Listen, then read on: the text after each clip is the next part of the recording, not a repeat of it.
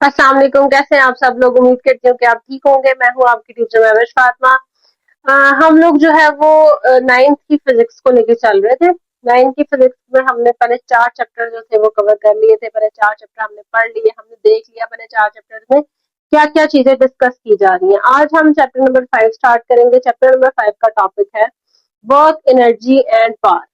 ठीक है, ये तीनों चीजें जो है वो डिस्कस की जाएंगी चैप्टर नंबर 5 में। चैप्टर नंबर 5 स्टार्ट करने से पहले थोड़ा सा उसका इंट्रोडक्शन देती हूँ कि इंट्रोडक्शन चैप्टर नंबर 5 में क्या चीज डिस्कस हो रही है और किस तरह उसको लेके चला जा रहा है। चैप्टर का नाम है, नाम लिखते हैं पहले हम। चैप्टर नंबर 5,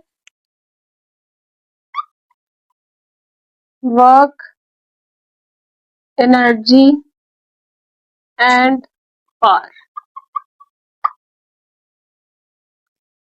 सबसे पहले हम लोग डिस्कस करते हैं कि वर्क क्या चीज होती है। अब आम रूटीन में या अपनी डेली लाइफ में हम लोग कोई भी एक्टिविटी करते हैं उसको हम कहते हैं जी हम तो कोई काम कर रहे हैं, हम वर्क डन कर रहे हैं, वो चाहे फिजिकल एक्टिविटी हो चाहे मेंटल एक्टिविटी हो। लेकिन फिजिक्स में वर्क की डेफिनेशन थोड़ी सी डिफरेंट होती है। ठीक है, फिजिक्स में ये नहीं कहा जाता कि आप जो भी काम कर रहे हो उसको हम वर्क से रिलेट करते हैं। इसी तरह एनर्जी है, एनर्जी और जो वर्क है वो आपस में इंटर रिलेट करते हैं। अगर वर्क डन होगा तो ही एनर्जी ट्रांसफर होगी, अगर वर्क डन नहीं होगा तो एनर्जी ट्रांसफर नहीं होगी।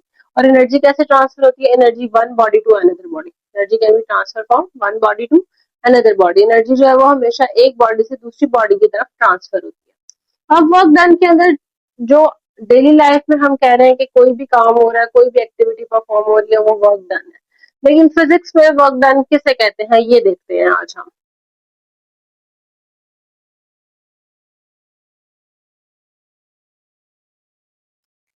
और फिजिक्स में वर्क किसको कहते हैं? फिजिक्स में वर्क किस चीज को कहा जाता है कि अगर हमारे पास कोई फोर्स जो है वो किसी बॉडी के ऊपर अप्लाई हो रही है और वो बॉडी जो है वो डिस्टेंस कवर कर रही है इन the direction of that force, तो उसको कहते हैं वो वर्क डन है। ठीक है, और इसके अंदर एक और चीज डिस्कस की जाती है कि जो फोर्स की डायरेक्शन है वो नहीं देखी जाती। फोर्स जिस भी डायरेक्शन में लग रही है डेफिनेटली जो वर्क है, जो डिस्टेंस है उसी डायरेक्शन में कवर होना चाहिए। तो जो है वो हम उसको कहेंगे कि वो वर्क डन है। किस तरह? लेट सपोज एक बॉक्स है, ये इस पॉइंट के ऊपर यहाँ पे पड़ा हुआ है। अब कोई इंसान आया, उसने इसके ऊपर फोर्स अप्लाई कर दी, एफ फोर्स जो है वो इसने इसके ऊपर अप्लाई की। अब इस फोर्स की वजह से ये वाला जो बॉक्स था ये डिस्प्लेस हो गया, अपनी जगह छोड़कर आगे मूव करना शुरू हो गया। अब जब तक इसके ऊपर फोर्स लगी, ये बॉक्स जो था ये यहाँ से यहाँ पे आ गया। जैसे अपनी पोजीशन को छोड़कर जो डिस्टेंस कवर किया इसको हम कहते हैं एस। किस वजह से कवर किया? इस फोर्स की वजह से। और किस डायरेक्शन में किया? जिस डायरेक्शन में ये फोर्स अप्लाई हो रही थी। यहाँ पे फोर्स को रिमूव कर दिया तो ये बॉक्स यहाँ पे आके रुक गया। इसका मतलब क्या हुआ कि वर्क की डेफिनेशन फिजिक्स की लैंग्वेज में क्या हुई कि अगर हमारे पास if a force is applied on a body, the body displaced in the direction of force. ठीक है, तो उसको कहते हैं दैट इज वर्क डन। अब इसका एक और डेफिनेशन भी हो सकती है। क्या हो सकती है? The product of magnitude of force, क्योंकि यहाँ पे हम सिर्फ we are discussing only magnitude, not the direction of the force. Direction discuss कर रहे हैं लेकिन फोर्स की इंडिविजुअल क्या डायरेक्शन है वो हम डिस्कस नहीं कर रहे। लेकिन सिर्फ ये डिस्कस कर रहे हैं फोर्स बॉडी को किस तरफ से लग रही है और बॉडी ने उसी डायरेक्शन में डिस्प्लेस किया। ठीक है, तो इसका मतलब है जो वर्क है W is equal to F cross S. अब एफ क्या है? F is equal to magnitude of force, और जबकि एस क्या है? Distance covered distance. ये हमारे पास आ गई वर्क डन की डेफिनेशन कि वर्क डन किस तरह हुआ और किस डायरेक्शन में हो रहा है। अच्छा, लेट सपोज अगर जो है फोर्स यहां से इस डायरेक्शन में नहीं लग रही, ठीक है, तो फोर्स जो है वो किसी एंगल से लग रही है, फिर क्या होगा?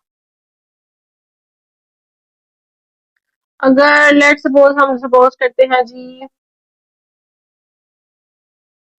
ये हमारे पास एक बॉक्स है और फोर्स की डायरेक्शन जो है वो force is making an angle. ये डिस्टेंस कवर है और ये जो है ये फोर्स ने एंगल बनाया थीटा, फोर्स। फिर हमारे पास वर्क डन क्या होगा, इस टाइम पे इस पॉइंट पे वर्क डन क्या होगा। तो हमने पीछे अपने चैप्टर्स में चैप्टर नंबर 3 में भी डिस्कस किया, चैप्टर नंबर 4 में भी डिस्कस किया, components of a force, components of a vector quantity. इस पॉइंट पे फोर्स को उसके कंपोनेंट्स में रिजॉल्व कर दिया जाएगा। दो कंपोनेंट्स होते हैं, एक एफ एक्स होता है और एक एफ वाई होता है। अब वो वाला कंपोनेंट लेंगे जो फोर्स के पैरेलल हो, जो फोर्स के परपेंडिकुलर हो, हम वो वाला कंपोनेंट डिस्कस नहीं करेंगे। हम वो वाला कंपोनेंट डिस्कस करेंगे जो force in the direction of distance हो, डिस्टेंस के पैरेलल हो, इन द डायरेक्शन ऑफ डिस्टेंस हो। तो जो in the direction of distance होगा वो हमेशा कौन सा कंपोनेंट होता है, परपेंडिकुलर ड्रॉ किया, एक एफ वाई और एक एफ एक्स। तो जो in the direction of distance है वो कौन सा है, एफ एक्स, और एफ एक्स इक्वल होता है एफ कॉज ऑफ थीटा के। दैट्स मीन इस टाइम पे जो हमारे पास वर्क डन आएगा, W is equal to F S cos of theta. अब थीटा जो है वो थीटा क्या है, थीटा ये वाला एंगल है जो बन रहा है डिस्टेंस और फोर्स के दरमियान। अब ये एंगल चेंज भी हो सकता है, किस तरह चेंज हो सकता है, जिस तरह थीटा की वैल्यू चेंज इंक्रीज और डिक्रीज होगी, इसी तरह हमारे पास फोर्स की वैल्यू भी इंक्रीज या डिक्रीज होगी। अब देखते हैं मैक्सिमम फोर्स कब होती है, मैक्सिमम वर्क डन कब होगा। Maximum work, maximum work done, formula हमारे पास आ गया जी, W is equal to F X cos of theta. अब हम कॉस ऑफ थीटा की वैल्यू देखें, अगर let theta is equal to 0, theta जो है वो 0 डिग्री आ गया, तो cos of 0 is equal to 1। तो W is equal to F S 1 और एफ एस। इस टाइम पे वर्क की वैल्यू जो है वो मैक्सिमम है, और कब है वर्क की value maximum, when theta equals to 0 degree. और वर्क डन की वैल्यू मिनिमम कब होती है, मिनिमम वर्क डन। अब मिनिमम वर्क डन का क्या मतलब है कि सबसे कम कब वर्क डन हो रहा है, या वर्क डन कब 0 है।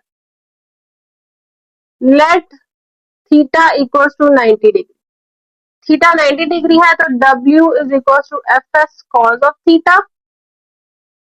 F S cos of theta कितना होता है, कॉस ऑफ थीटा हमें पता है, सॉरी कॉस ऑफ 90 डिग्री कितना होता है, कॉस ऑफ 90 डिग्री हमेशा 0 होता है, 0, तो वर्क डन 0। इसका मतलब है कि when theta equals to 90 degree, work done, minimum work done और वर्क डन इज 0। ठीक है, वर्क डन मैक्सिमम कब है, जब थीटा की वैल्यू 0 है, थीटा की वैल्यू 0, दैट्स मीन कि पैरेलल है, जो फोर्स है और जो डिस्टेंस है they are parallel to each other, that's mean at that time the work done will be maximum. This case distance भी इसी डायरेक्शन में कवर हो रहा है और एफ भी इसी डायरेक्शन में, इस केस में जो थीटा है वो 0 है, तो वर्क डन कितना हुआ, मैक्सिमम, एफ एस जो है वो वर्क डन हुआ विच इज मैक्सिमम। और अगर हमारे पास डिस्टेंस इधर इस डायरेक्शन में कवर हो रहा है, जबकि फोर्स जो है वो अपवर्ड टू डाउनवर्ड लग रही है, they are making an angle of 90 degree. इसका मतलब कॉस जो थीटा की वैल्यू है वो इस टाइम पे 90 डिग्री है, और कॉस 90 डिग्री हमारे पास हमेशा 0 होता है, और इस टाइम पे जो वर्क डन है वो 0 है, कोई भी वर्क डन नहीं होगा। अब यहाँ पे डिस्कस दो चीजें हो रही है, एक डिस्टेंस और एक मैग्नीट्यूड ऑफ फोर्स, डायरेक्शन को डिस्कस नहीं किया जा रहा। That's why work is always a scalar quantity, work के अंदर किसी भी डायरेक्शन को डिस्कस नहीं किया जाता। अब डायरेक्शन चाहे नॉर्थ टू साउथ हो, ईस्ट टू वेस्ट हो, कोई फर्क नहीं पड़ता। अगर तो फोर्स की डायरेक्शन में ही वर्क डिस्टेंस कवर हो रहा है, इसका मतलब है कि वर्क डन है। और अगर फोर्स की डायरेक्शन में वर्क डन नहीं हो रहा है, इसका मतलब उसको पहले तो देखेंगे कोई एंगल बन रहा है तो उसको रिजॉल्व करेंगे उसके कंपोनेंट्स में, लेकिन अगर 90 डिग्री एंगल बन रहा है तो इसका मतलब कोई भी वर्क डन नहीं हो रहा। अब यहाँ पे हम देखते हैं, work is a scalar quantity. अब वो स्केलर क्वांटिटी क्यों है, किसी वजह से स्केलर क्वांटिटी है, जबकि फोर्स तो वेक्टर क्वांटिटी थी। स्केलर क्वांटिटी इसलिए है, we are only taken magnitude of force, which is f, and distance. That's why the work is a scalar quantity. अब इसके बाद देखते हैं कि work done area under the graph, या वर्क डन अगर हम ग्राफ की मदद से स्टडी करें तो वो किस तरह बनता है और वो क्या चीज डिस्कस की जाती है उसके अंदर। थोड़ा सा मैं बोर्ड साफ करती हूँ, उसके बाद हम प्रोसीड करते हैं next work, work done with the graph. ठीक है, हम देखते हैं कि work done with the graph किस तरह स्टडी किया जाता है। ठीक है, अच्छा, ग्राफ पे जाने से पहले, work done with a graph हम स्टडी करने से पहले इसकी एक दो एग्जांपल्स हैं जो मैं आपको यहाँ पे इसी टॉपिक में बता देती हूँ। अब एग्जांपल्स क्या चीज बताती है, एग्जांपल में ये चीज स्टडी की जाती है, दो केसेस होते हैं। एक तो मैंने अभी आपसे डिस्कस किया कि फोर्स अप्लाई हो रही है, बॉडी ने डिस्प्लेसमेंट शुरू कर दी, दैट्स मीन कि वर्क डन हो रहा है। ठीक है, एफ एस जो है वो वर्क डन है।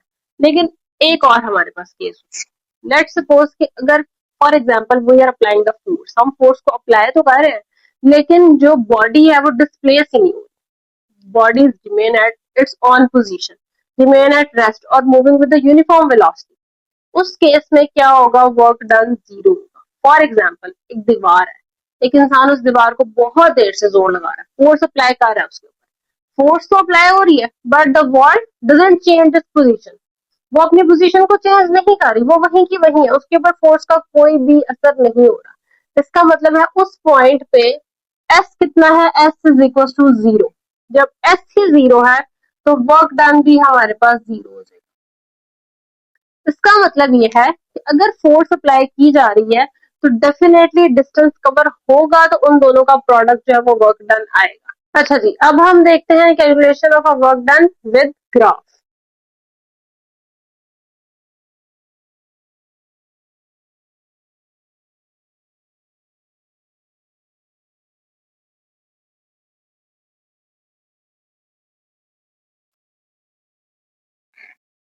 अब ग्राफ की हेल्प से किस तरह हम वर्क को देखते हैं, वर्क किस तरह डन हो रहा है या वर्क क्या चीज रिप्रेजेंट कर रहा है। सबसे पहले तो देखेंगे कि अगर एक फोर्स अप्लाई हो रही है to that to some body, देखा हमने अभी कि एक फोर्स अप्लाई हो रही है और विच डिस्प्लेस अ बॉडी। ठीक है, कांस्टेंट फोर्स अप्लाई हो रही थी, इसका मतलब है ग्राफ किस किस चीज में बनेगा, ग्राफ बनेगा फोर्स और डिस्टेंस में। अब हमेशा फोर्स जो है, force always depend upon distance, that's mean कि distance is an, here distance is an independent quantity. तो अगर हम ग्राफ बनाएंगे डिस्टेंस और फोर्स, तो डिस्टेंस और फोर्स के दरमियान जो ग्राफ बनेगा उसको, उसके अंदर जितना भी एरिया आएगा, that's mean area under the graph जो है वो, दिस इज वर्क डन। क्या है, work done is area under the graph,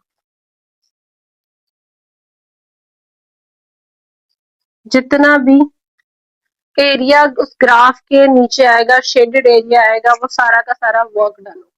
ठीक है, अगर मैं इसको शेड करूं तो this is the shaded area, और ये सारा का सारा शेडेड एरिया क्या है, work done with the help of work done, और वो क्या है, एरिया अंडर द ग्राफ। ठीक है, अब इसके बाद जो लास्ट चीज है हमारे पास है वो है यूनिट। फिजिक्स है तो फिजिक्स में ऑब्वियसली जो है वो हम यूनिट को लाजमी डिस्कस करते हैं, यूनिट्स लाजमी होते हैं, कोई भी क्वांटिटी है वो यूनिट के बगैर कुछ भी नहीं है। इसलिए जो लास्ट पे हम डिस्कस करेंगे वो है unit of work,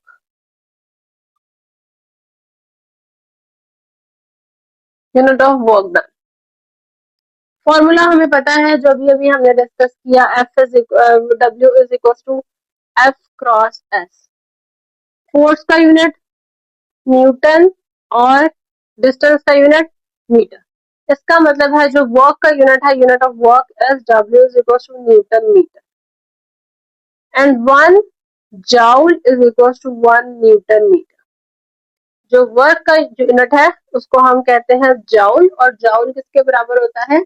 Newton metre. ठीक है, अब जाउल की बेसिक एक छोटी सी डेफिनेशन है कि अगर 1 न्यूटन फोर्स है वो किसी बॉडी के ऊपर अप्लाई की जा रही है और वो जो बॉडी है वो डिस्प्लेस कर रही है to 1 metre in the direction of the force, तो उस टाइम पे जो वर्क डन होगा वो कितना होगा? 1 joule.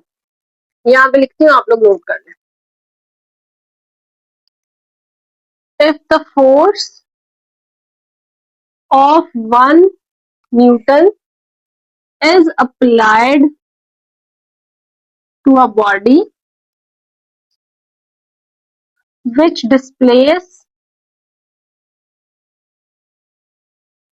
it to 1 meter in the direction of force,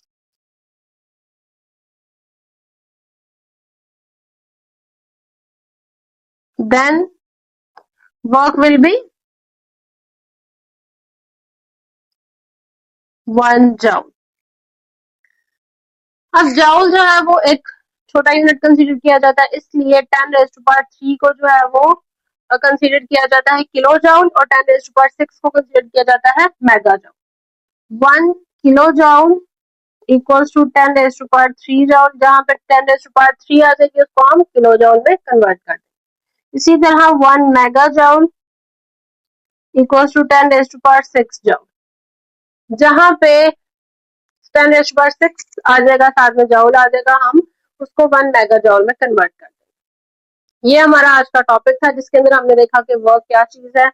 आम डेली लाइफ में, इन आवर डेली लाइफ हम क्या करते हैं जी? हर चीज वर्क है, कोई भी काम हो रहा है वो वर्क है, लेकिन फिजिक्स में वर्क की डेफिनेशन थोड़ी सी चेंज है। अगर वर्क का एंगल, वर्क और डिस्टेंस का, सॉरी, फोर्स और डिस्टेंस का एंगल जो है वो 90 डिग्री का हो जाएगा तो कोई भी वर्क डन नहीं होगा। उसके बाद हमने ग्राफ देखा, ग्राफ में क्या है? जितना भी एरिया आ रहा है under the graph it is work done. उसके बाद उसका यूनिट क्या है? वर्क हमेशा एक स्केलर क्वांटिटी है, उसका यूनिट एक जाउल है। आपको वीडियोस पसंद आ रही हैं तो काइंडली वीडियो को शेयर करें, लाइक करें और चैनल को सब्सक्राइब लाजमी करें ताकि नई आने वाली वीडियोस जो है वो आपको मिल सके। ठीक है, अभी हम 9th की सीरीज लेके चल रहे हैं, इंशाल्लाह हम थोड़े दिनों में जो है वो 10th और फर्स्ट ईयर की सीरीज भी स्टार्ट करेंगे।